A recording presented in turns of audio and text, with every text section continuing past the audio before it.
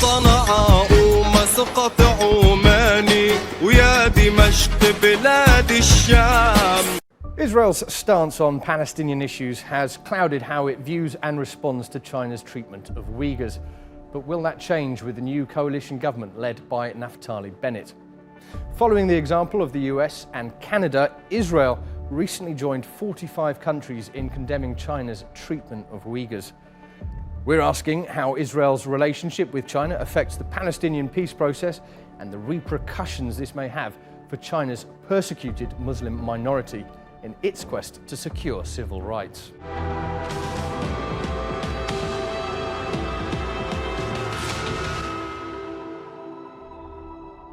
After World War II, the Communist Party of China defeated the Kuomintang, or KMT, gained control of mainland China and established the People's Republic of China in 1949.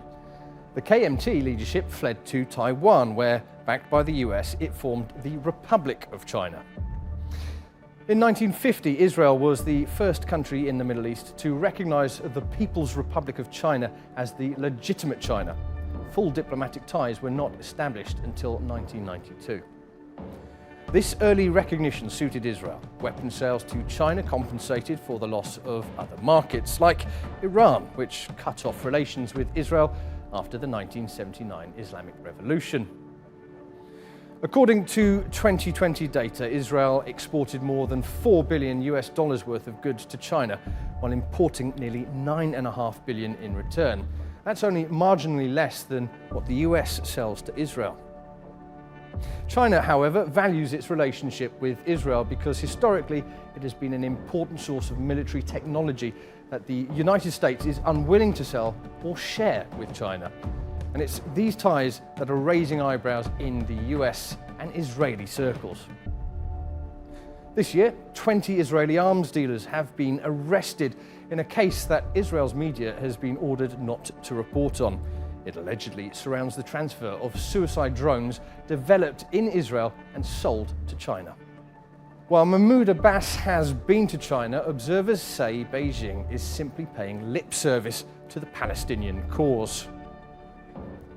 They argue that Beijing has been slow to embrace important positions held by Arab states and the PLO, and cite events in 2010 when China refused to sign a resolution affirming East Jerusalem as the future capital of the Palestinian state. But according to Uyghur thinking, China's foreign policy towards the Palestinians is duplicitous.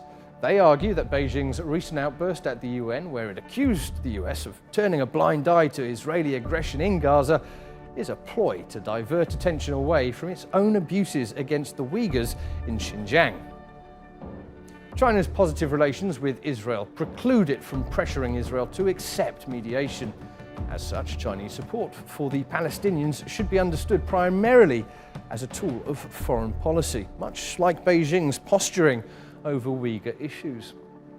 The State of Israel, like China, plays down its occupation of Palestinian lands, and while the US, UK and many European governments now refer to China's treatment of Uyghurs as genocide and crimes against humanity, Israel has Likud MPs actively encouraging and praising Beijing's atrocities.